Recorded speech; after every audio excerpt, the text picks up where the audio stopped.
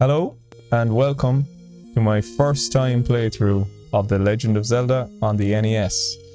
And yes, I am embarking on a large journey as Link, and I'm going to be adventuring through Hyrule and many other places that we meet along the way, because I am going to be playing through every Zelda game in the mainline series of Zelda games.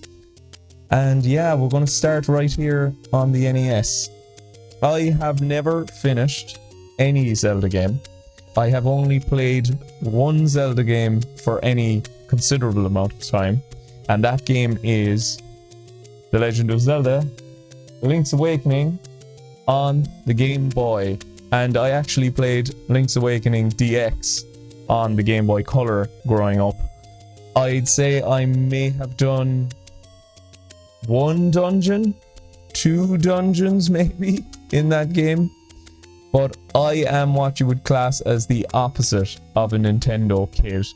We did not grow up with any Nintendo home console here in our house. We only had a Game Boy, and we mostly played Pokemon, and I had a game called 007 James Bond, which I played quite a lot as well, which funnily enough is actually a Zelda clone, but I didn't know that at the time.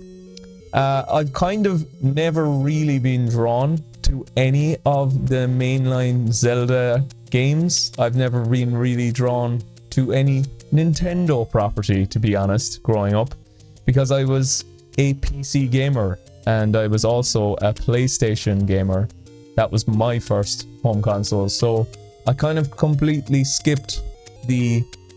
definitely skipped the 8-bit home console era because I wasn't old enough, and kind of basically skipped the 16-bit era as well because we didn't have any of them at home because our parents wouldn't get us one. So I kind of went straight into the 3D era of home consoles. But we did play a lot of 8-bit and 16-bit stuff on the PC, so I do have a kind of a background in that stuff, but definitely from a different place. Nintendo just wasn't one of those things that really appealed to me. Like many people, I always felt it was quite kiddie, or like for kids. So characters like Link and Mario, I just never really gravitated towards them. I didn't really find Link all that appealing or cool or anything like that. But I do admit heavily that it is a large blind spot in my gaming vernacular. I haven't had any real experience of playing these games other than the aforementioned Link's Awakening, which I am actually very fond of. I have a soft spot for this game in my heart, as many people would, because it's the thing you had growing up. Now, that's not to say that we didn't dislike that game, because we did enjoy it, but I suppose we just never spent enough time with it. Myself and my sister never really spent enough time playing the game to really sink our teeth into it or to get kind of caught up in it.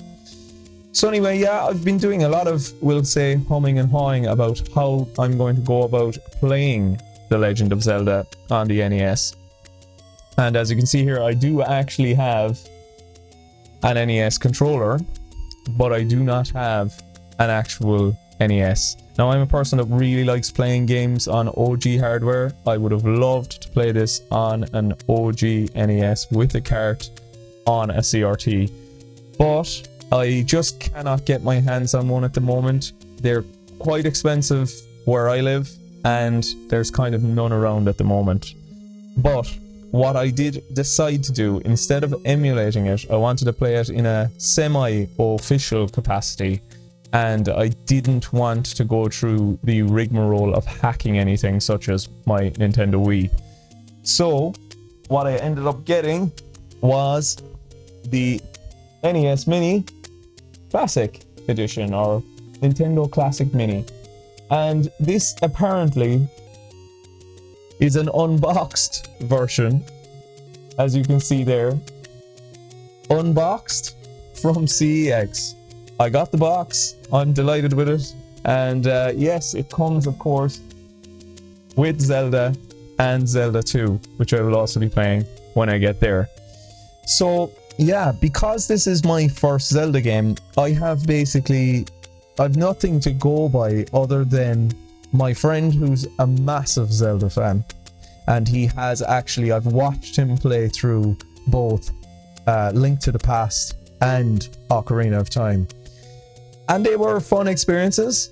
I certainly wasn't sold on either of them from those experiences, but he has shown me like the general gist of what a Zelda game entails. And that is, you know, you're looking for item, or you're fighting Ganon. You want to defeat Ganon, and you have to go into dungeons to pick up pieces of whatever puzzle or whatever it is that you need in order to complete that mission. And yeah, so basically I've kind of looked a little bit into the Legend of Zelda to see what I need to learn before going into it, and I hear that particularly the first two games are a little on the obtuse side unless you are actually using a walkthrough or the manual that came with the game.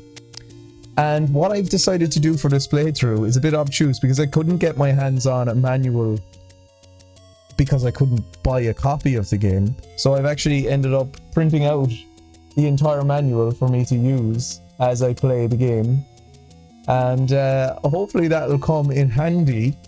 And I've also done another thing which I think is kind of a cool idea. I actually have printed out the entire overworld map that came with the game in the box, and I will be using that as a bit of a guide to the game, because as I said, I've literally no idea really how to play these games in a sense, other than just the general gist of knowing how games work. And what I'm going to do here is, right at the top, we're going to actually read the little story synopsis so that we can all get an idea and set the scene about the world of Hyrule and the first Zelda game, and hopefully get some context as to what we will be doing in the game. Little bit of information: if you're probably watching this, you probably already are well aware that the Legend of Zelda on NES was released in 1986 on the NES in Japan, and then it finally made its way to both America and Europe late. It made its way late 1987 in Europe. I never knew anybody with an NES, so I've literally never seen this game play on OG hardware. Hopefully I will someday. Maybe I'll even play it myself. But here we are. Let's start. A long time ago, the world was in an age of chaos, as you can see there. Wonderful. In the midst of this chaos in the little kingdom in the land of Hyrule, a legend was being handed down from generation to generation. The legend of the Triforce, golden triangles possessing mystical powers. One day, an evil army attacked this peaceful little kingdom and stole the Triforce of power. This army was led by Ganon, the powerful Prince of Darkness, who sought to plunge the world into fear and darkness under his rule. Fearing his wicked rule, Zelda, the princess of this kingdom, split up the Triforce of Wisdom into 8 fragments and hid them throughout the realm to save the last remaining Triforce from the clutches of the evil Ganon. At the same time, she commanded her most trustworthy nursemaid, Impa, to secretly escape into the land and go find a man with enough courage to destroy the evil Ganon. I believe that's where that page ends. Oh no. We're nearly there. We're nearly there. Upon hearing this, Ganon grew angry, imprisoned the princess, and sent out a party in search of Impa. So this, what was she called? A chambermaid? Nursemaid, Impa, right. So let's go. Braving forests, mountains, Impa fled for her life from her pursuers. As she reached the very limit of her energy, she found herself surrounded by Ganon's evil henchmen. Cornered, what would she do? But wait, all was not yet lost. A young lad appeared. He skillfully drove off Ganon's henchmen and saved Impa from a fate worse than death. His name was Link. During his travels, he had come across Impa and Ganon's henchmen.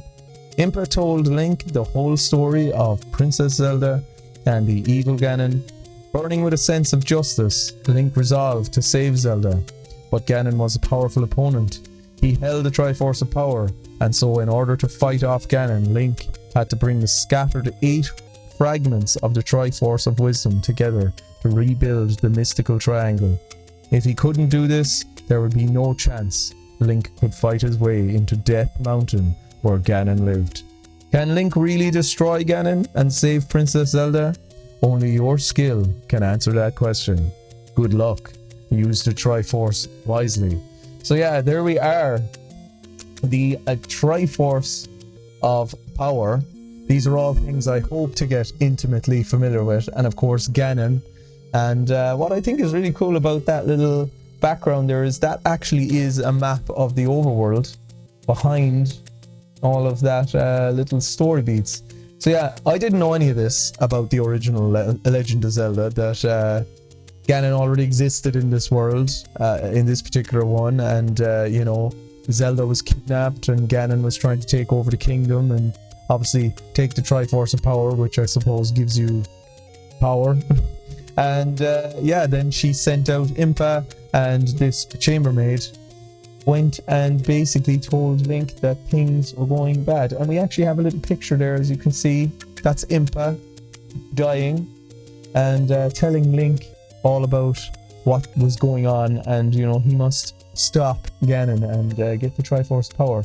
What I think is really interesting about this manual as well is, as you can see here, like, so it opens up, it gives you the kind of story synopsis, which is cool, but then it goes straight into how to destroy Ganon, and it's like, that's a bit much. That's a bit much to start with, you know, telling us how to finish the game essentially.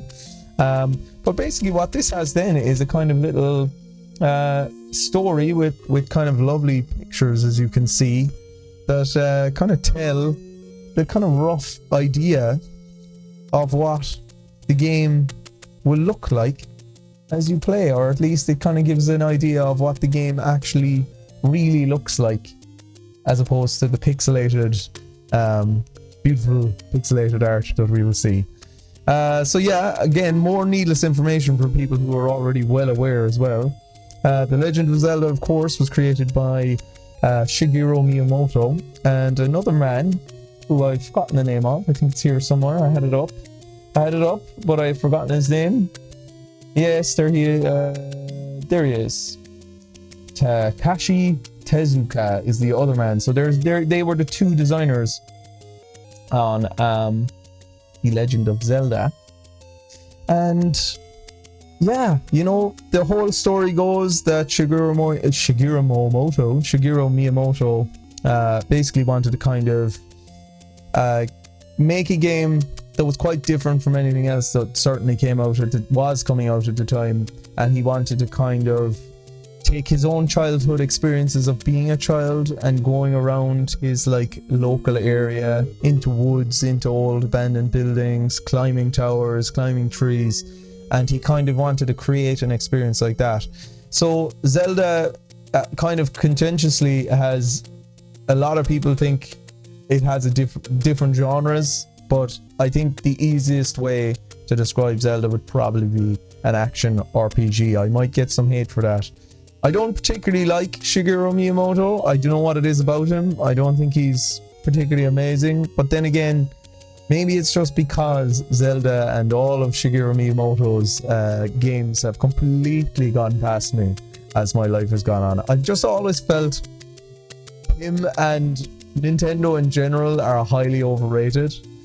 Where I'm from, in Ireland, Nintendo really wasn't much of a thing. Like, I knew nobody with Nintendo consoles. It was all either Sega consoles or PlayStations growing up. The Nintendo 64 was relatively popular though, because of things like GoldenEye, and lots of people had those, and they definitely, that was my first experience with Nintendo consoles. But anyway, I don't know if I need to really give much more out of this manual. Like, there's so much in it. It's like a 48 or 49 page manual. I don't know if I should go through this little story business here. Like, it's quite cool, but that's like it tells you how to finish the game. Apparently there's loads of stuff in this manual that'll like help me to be able to play the game in a way, which is cool. You know, it describes items and all sorts. It describes, you know, what the game over screens do. You know, if you're I like this part actually. I read this earlier. If you're playing with a friend, because this is very much like the old days, you would sit around a TV with your friends and you would play games and you'd pass the controller around. I kind of like this that it's in the manual. Take turns at the end of the game, select save or retry and press start. Your friend can start a game using a different Link character that's on a different save slot. To start a different game, always store the game in memory, save, and turn off the power supply to the unit. Stopping the game. At any time, you may end your game with the subscreen displayed. See page 17. Simultaneously press A on controller 2 and the control pad. You can cancel the game by doing this. And I love this as well. The battery apparently is used to retain the player's data for 5 years. Like, a lot of these cards are still saving, a lot of them aren't. But yeah, you wonder how long these batteries will actually last. My original Zelda Link's Awakening DX, the battery is long gone. Long gone. It does not save anymore. I do need to replace it at some stage. Okay, so basic wisdom. I don't know if I need to really be going through this, but I kind of want to get into the vibe of the game as if I was a kid, you know. So here we go. Let's start a Link's journey. Let's get on with the game and begin Link's battle with evil. I know you just can't wait to send Link on his adventures, but first let's master some basics, how to use the controller. So yeah, very simply, as you can see, we can move Link and we can press A for attacking with a sword, or B for using and attacking with gadgets or treasures, etc. And we can press start for selecting main or sub screen, and we can pause and restart with the select button, which is kind of weird. Start always felt like the pause button to me. Okay, and it kind of goes into what the sub screens are. We can get into that when we get into the game, and like, as you can see, it just goes on. It tells you everything about every item and every different place that you'll go, and all the enemies, and it even gives you like your first dungeon. It basically tells you like, look, the complete strategy for getting to level 1. Like, it just kind of tells you how to play the game, really. And in a sense, I suppose the reason they probably did that at the time was because there was probably no other game like this, really. Again, it's such a blind spot to me that it's all very meaningless, and I'm so gone beyond what this game probably will be, to be able to really understand what it must have felt like to need all this information, because like, games then were literally, you know, side scrollers. Platformer games were what gaming was. Mario was gaming, and for this to come out and kind of be free roamy and very different, like, it does mean something. But again, I just have no context because I wasn't there. Anyway, I think I have gone on long enough here with this business. But yeah, right. I will maybe jump back and forth to manual as I play, so that you can kind of keep along with me. I do, as I said, I have the manual here printed out. I printed out the manual. I think that's cool. I like that I printed out the manual. And like this map as well, before I finally go on, this map, like, it's detailed enough. It's not complete though, and they give those squares there for you to actually input other parts of the map. Like, I kind of like that idea of it, that it's very much, they wanted you to mark stuff off with a pen and they wanted to draw your own maps, and that very much reminds me of being that age, because myself and my sister used to keep notes and keep notepads next to the computer when we played point and click games and stuff like that, to see what we were doing, basically. Anyway, right, so what we can see here is it says Link finds many different people in the caves. You can get many things in these places. These things are also hidden where you wouldn't expect them to be. What will this old man give Link? And that's the old man that we will meet right at the top of the game. Okay, so here we are.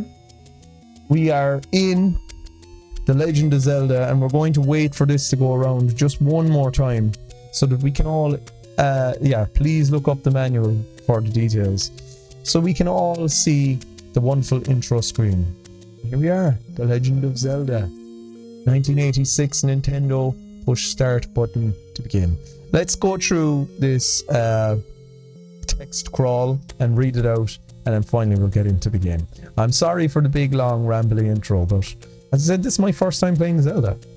The Legend of Zelda. Long ago, Ganon, Prince of Darkness, stole the Triforce of Power. Princess Zelda of Hyrule broke the Triforce of Wisdom into 8 pieces and hid them from Ganon before she was kidnapped by Ganon's minions. Link, you must find the pieces and save Zelda.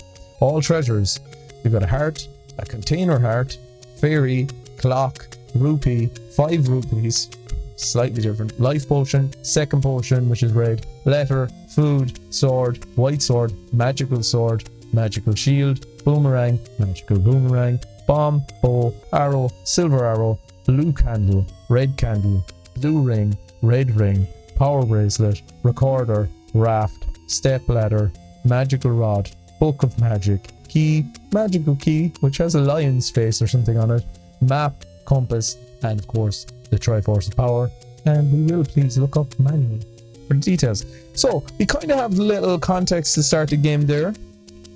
And here we are in the main menu. What I think is really weird about this is up and down on the pad does not move the thing. You have to press select to move that. That's really weird to me. It makes sense from a word point of view, select to select the next option, but it's weird. Anyway, right, let us register my name.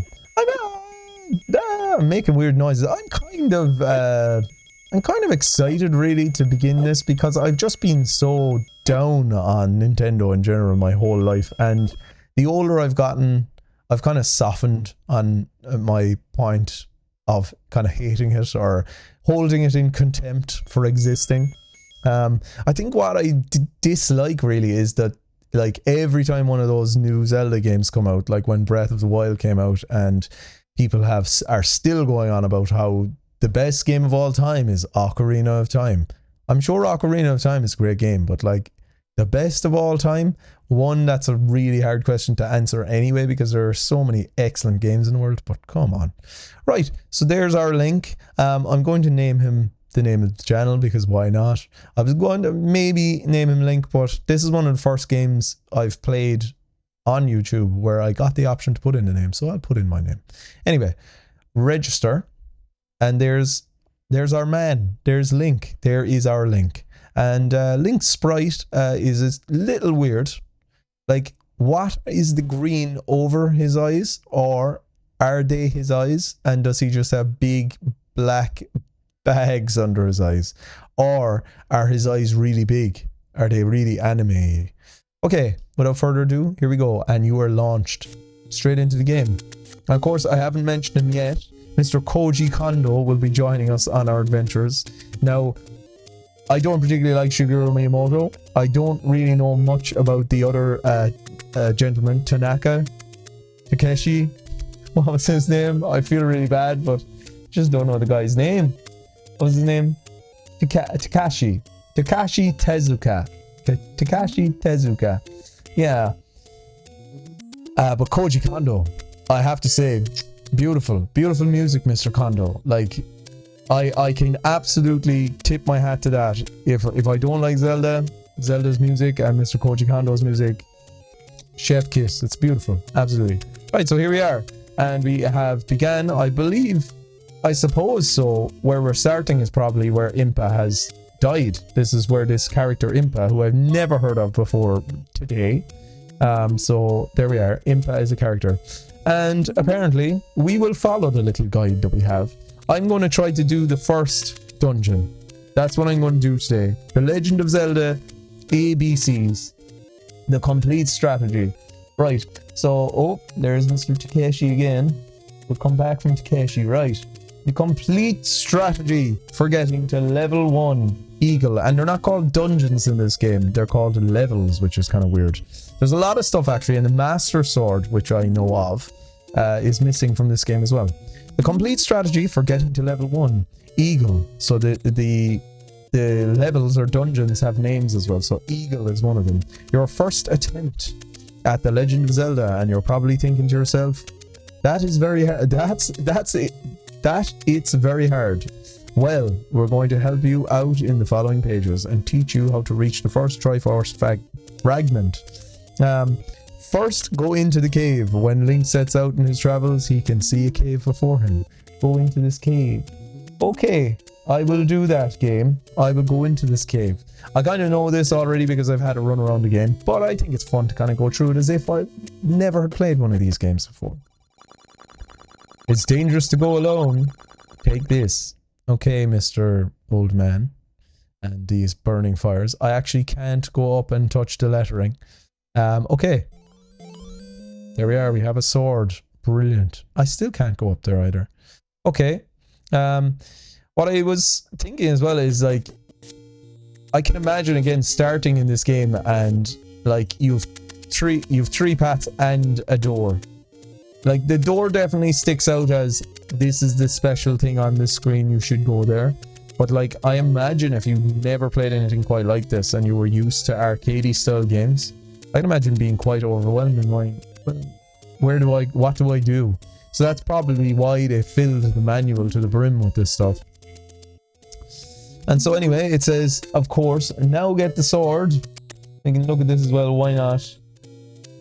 I will use the manual just until like I've gotten my bearings, basically, just for a bit of fun. It's fun. I think that's what it feels like to me anyway. Now get the sword and get equipped. Inside the cave, Link will find the old man who lives on the island. On the island? Hyrule is an island. He tells Link to take the sword for his adventures. Take it and fight on. Now, go north, young man. With this sword in hand, get Link to go north to the top screen. Here Link will have his first fights. Take it easy, don't rush. They're weak fighters compared to those coming later. Then east to the forest. Next Link will come out into a forest if he goes east. Fight the enemies skillfully using the trees as cover. Keep on fighting in the forest. Go north and Link will find himself still in the forest. Don't run away, keep on fighting and get some more treasures. You'll need them later in the game. And then of course we have to go north again, as you can see, to a lake. Go north again and go near the lake. The monster in the lake, Zola, will attack Link with her balls. Oh, it's a her. Okay. If Link doesn't fight her off skillfully, that'll be the end of Link. Link's found the bridge. While Link is advancing north, he comes across the bridge. Fight the enemy here and get as many life hearts as possible. Cross the bridge to the Eagle Labyrinth. When Link crosses the bridge to the little island, Link will find Eagle, the level 1 underground labyrinth. Now find the map and compass in the labyrinth. Let's take the Triforce fragment without leaving a single treasure behind. Okay, cool. Right, I've read enough. I've kept it off enough. Right, strangely as well, as you can see, Link can shoot swords out of himself and somehow still has a sword. Very strange, but again, it's a thing, like I'm used to playing Link's Awakening. Oh, and of course, when you aren't full health, you cannot shoot the sword until you have full health. Jesus, I'm getting absolutely hammered here. I have heard this game is very, very hard.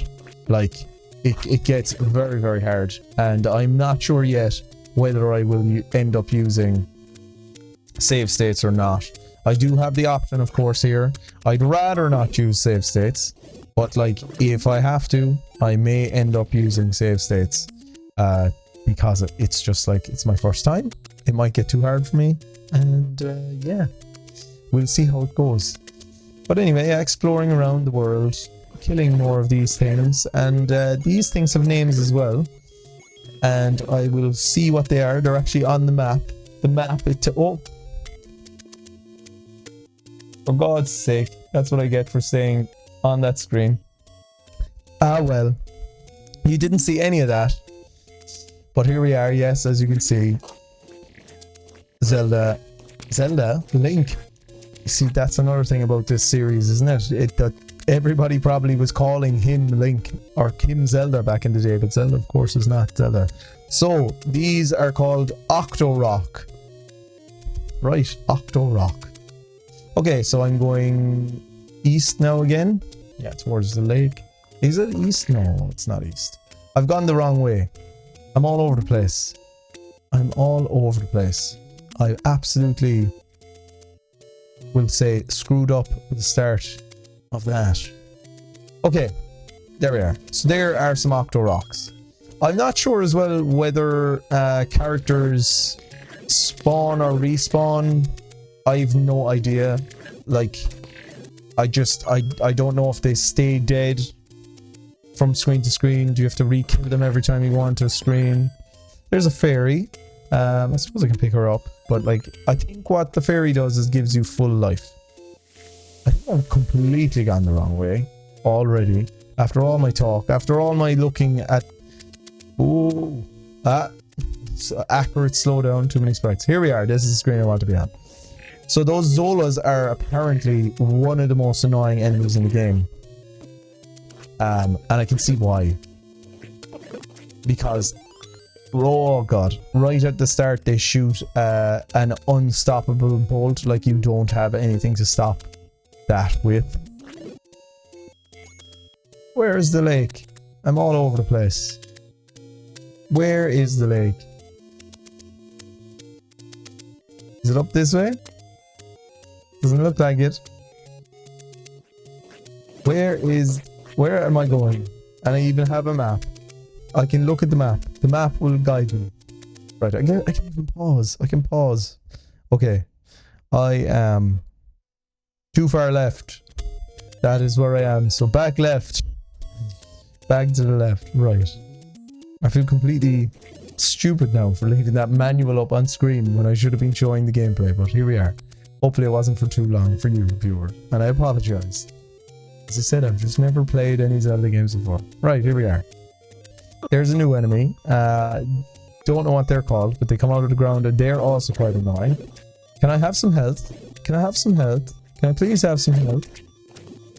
Health? No? No health for me. Okay, right. Cross the bridge. And here we are, level 1 eagle. No health off him, and I'm going into the eagle dungeon. Ah, no health. Okay, right. And I think it said every time you die inside a cave, you respawn at the door of the cave, but I suppose we'll find out together. Right, we have skeletons, and I have no health, so I'm going to leave. Okay. What is kind of interesting as well to me about the graphic style in these particular games of this era is, like, I for the longest time, because I grew up with a DOS PC in my house, and the games, a key, and the games I largely played, this is our inventory screen. I have 1 key, as you can see. Oh, and I have a little map as well. Cool. So maps out the dungeon as you're going through. Presume there's going to be many secret hidden walls and things like that. But what was I going to say? The graphics style. So because I grew up with DOS computers in my house, I'm like super used to seeing this graphic style, and I associate it with the 90s because we didn't have a 3D console until later on. So there's my first death of probably many when I'm playing this game. So I think continue just means you continue from this location with the items you left off, and full health. Brilliant. Okay. Do I have to get the key again? I don't, I suppose. Yeah, so I got that key. I don't need to come on there again. But yes, these graphics to me, now with my adult eyes and more, like, I'm more aware of the history of video gaming, I can see the 80s off the graphics that I couldn't see before. And yeah, I've just always thought that was interesting. I associate these graphics, or I did associate these types of... I got a key, another key, 2 keys. I associate these graphics with the 90s because every game I played, the likes of, say, Prince of Persia 1, or, you know, Commander Keen, the earlier Commander Keen, I just associate those graphics with the 90s because I was playing them in like 96, 97, 98 because we didn't have a console. We didn't get I didn't get a PlayStation until 2000, I want to say. So again, I was kind of playing in the past. Right, so that'll open that gate. Apparently there's no chests in this original Legend of Zelda as well, which I think is unusual. Because, you know, the chests seem to be a staple of the series. But I suppose a lot of what becomes the staples is in later games. This is very much proto Zelda, and you know, a lot of the stuff that became series staples came along way later. Right, we got some stabby skeletons. Oh no, oh no. Okay, I'm back to full health. That's good. I've got another key and I've got 2 ways to go.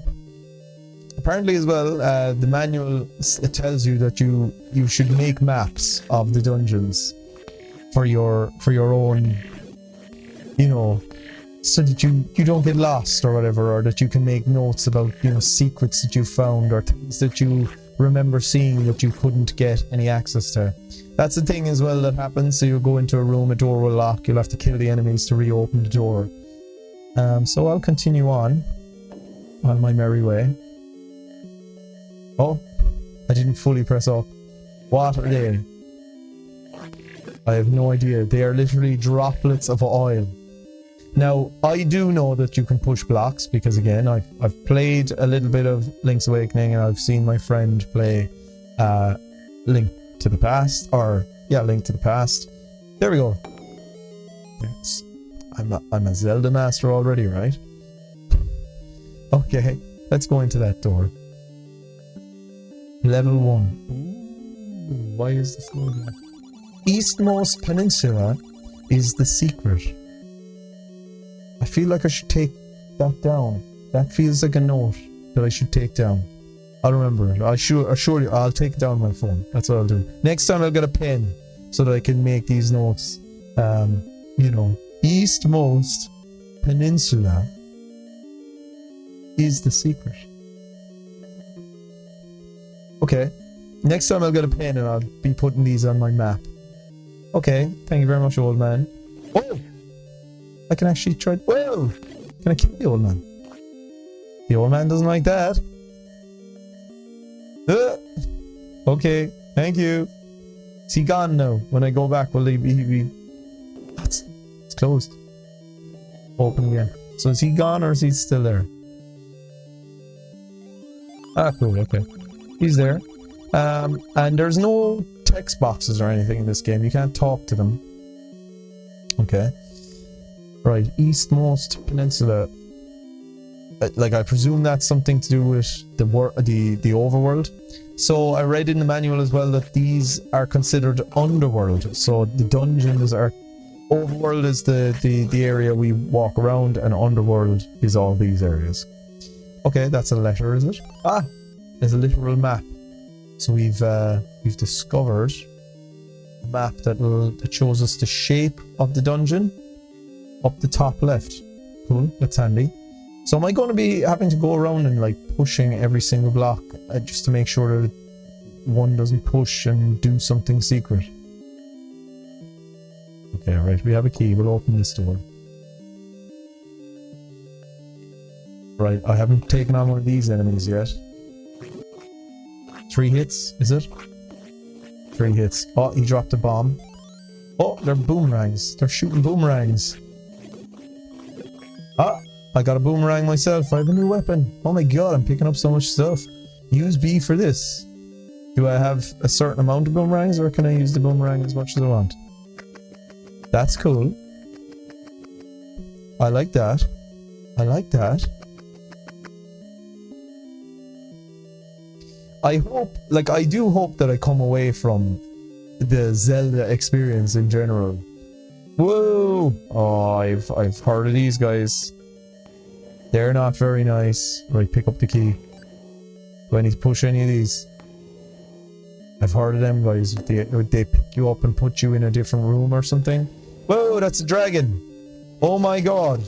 Holy smokes. That must be a boss, right? Oh god. Can I fight him with... Can I fight him at all? Oh, it's his head. It's his head. I'm gonna die, I'm gonna die, I'm gonna die, I'm gonna die! Oh, I killed him! Oh my god. Wow! That's my first boss. It's okay, it was easy enough, but... Still, that's cool. Oh, I've already got a piece of the Triforce! I know some of the music stings from playing. Awesome. Okay. And they just kick you out of the dungeon. I feel like there's more to do though, right? No?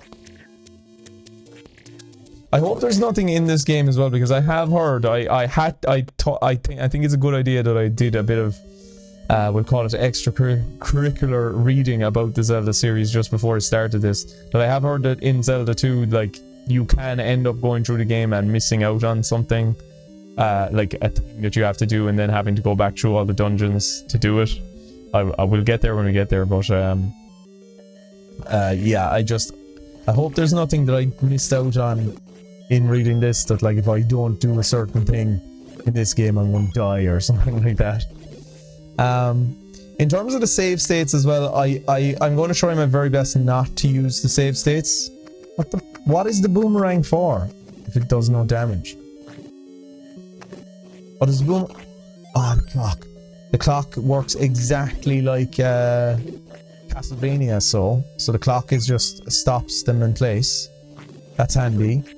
Okay, brilliant. I want to look up the names of some of these enemies. I think they're here on this list. So I think the guys we took on with the boomerangs might be Malbins, maybe? Maybe not. Maybe not. Maybe not. Okay, so there's the name of some of the enemies. So we have Stalfos was the skeleton, as you can see down there. This guy. So Stalfos the skeleton. A skeleton that's got a sword in each hand with little attacking power. And then we also did take on, as you can see up here, the these guys. We took on them. We took on Gel by the looks of it, and it's nice that I can actually mark this manual as well while I'm playing. We haven't seen Rope yet. I've heard about Rope. Let's read about Zal and Gel. Jelly-like monsters that walk about, bouncing around in the labyrinths when Link cuts Zal. It splits into two Gels. Gel has little attacking power, but Zal has twice the power of Gel. Okay, yeah, so we saw those two, and then I think on the next page we have this guy. We saw the wall monster. So let's read about the wall monster. A monster hand that appears out of the labyrinth wall. If it catches Link, it takes him back to the entrance of the labyrinth. That, as we all know, is probably one of the most annoying in the game. And I think, did we see this guy as well? Goria, a little devil that lives underground. He uses boomerangs. Yes, that's definitely him. These are two of his type. Blue ones. There are two of his type. Blue ones and red ones. Watch out for blue ones. They are strong. Okay, I think we took on red ones there. And then, of course, we did see bats, actually. We saw these guys. These ones here. These fellas. And they're called Keys.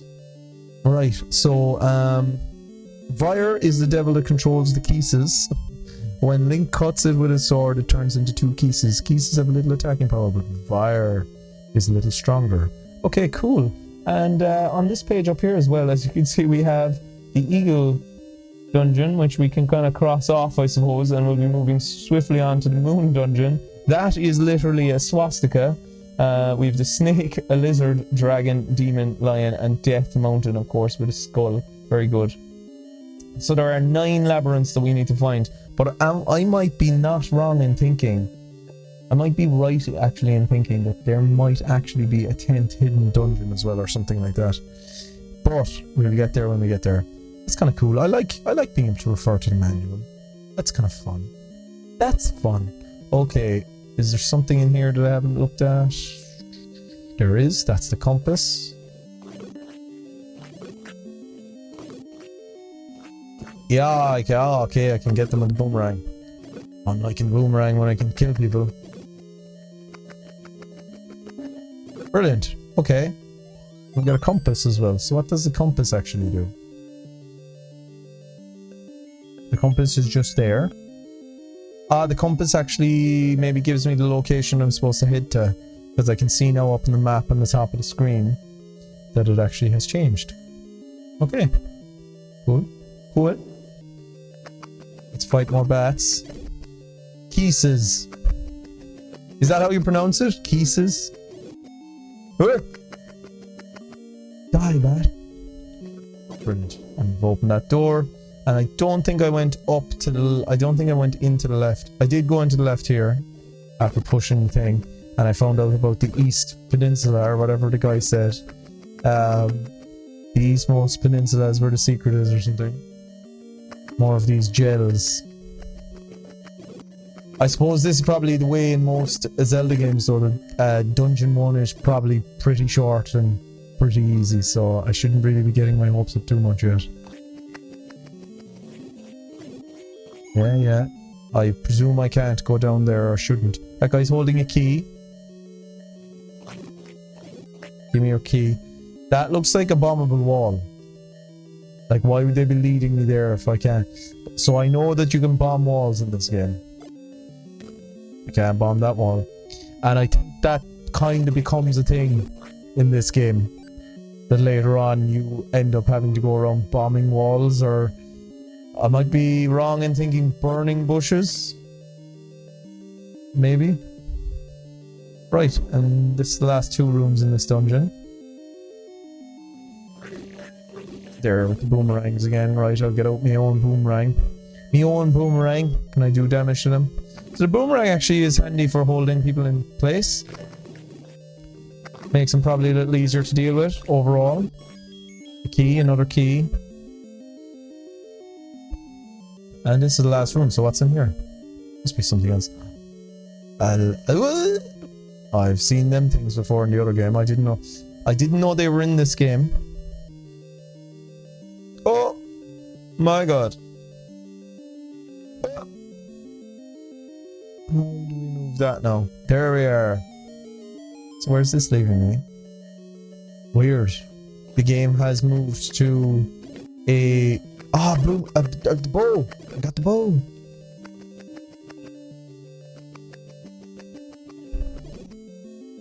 Yeah, it's moved to a 2D. Right, we got a bow. Brilliant. Does the bow need ammunition in this particular one? Why can't I select the bow? Okay.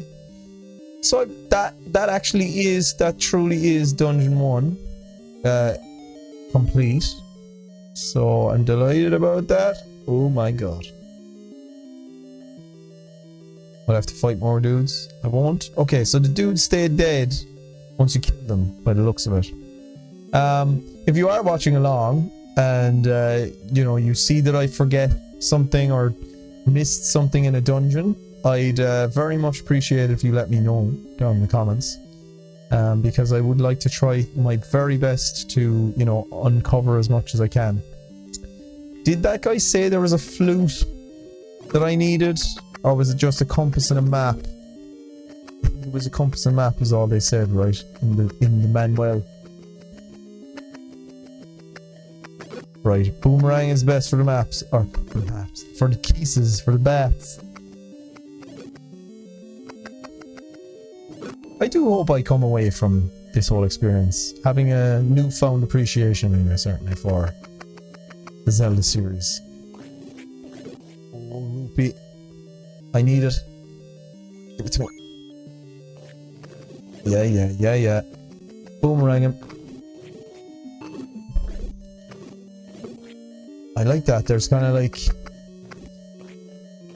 They don't tell you that the boomerang can do that, or certainly, well, they don't tell you in the game anyway, they might tell you in the manual. But yeah, you kind of learn, oh, there's a strategy for taking on slightly bigger enemies, you know, you can stun them with the boomerang and then go in for the kill. So maybe that's a way that I'll be able to get those Zoras at the lake, because they are super, or Zola, they are super annoying. From my brief run around. Okay. So that is literally Dungeon 1, ladies and gents. I think I'm going to leave it there. I think I'm going to attempt to kind of do a dungeon per episode. Certainly anyway in this game.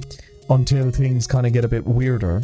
I hope you've enjoyed the first episode of this. I thought it was a bit of fun actually. I must say I've enjoyed that little quick stint into a dungeon. But yes, I'm going to leave it there.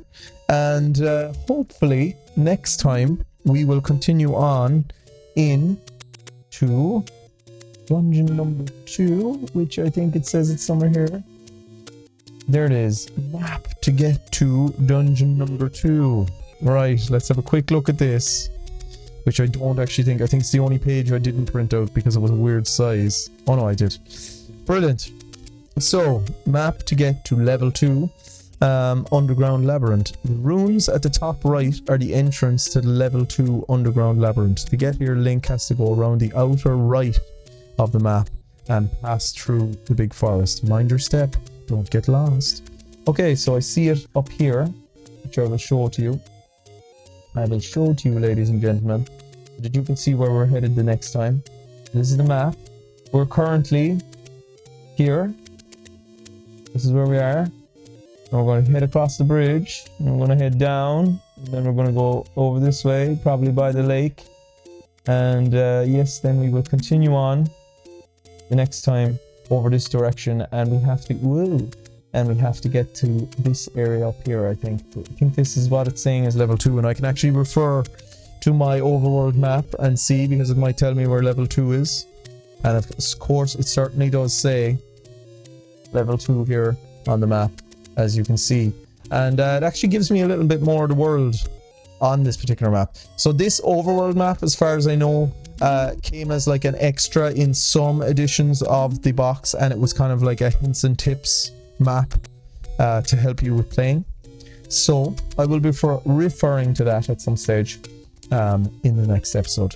But anyway, if you enjoyed my first little playthrough here of Legend of Zelda, let me know. I actually enjoyed that a lot. I like simplicity these days a lot more than complex video games, because you can kind of just jump in and jump out and have a bit of fun. Maybe they were onto something with this oh, I have a piece of the Triforce, you know, with this Zelda business. How do I now get out to the main menu to save? Do I have to die in order to do that? Do I have to die? Should I try attempt to get to level 2? No, I should die. I'll die, because I can start off at the start. Right, there we go. That's the only way I know how to do it anyway, because I do not have a second one of these controllers, unfortunately. But I will save the game and not retry, by the way, because retry actually gets rid of all your progress. So never touch retry rather. Save. And I'm going to have a look. There we are. There we are. No, we're on to 2. We have the 4 hearts, and we will start right here the next time with all of our items. Yeah, I don't mind that. Like, I don't need a save state to be like exactly where I left off. I don't mind that. I don't mind. So every time you die, you end up in this location. And out of interest, does a guy ever come back into this cave? No. We got what we came for with him. Okay. Thank you very much, ladies and gents, and I will see you next time.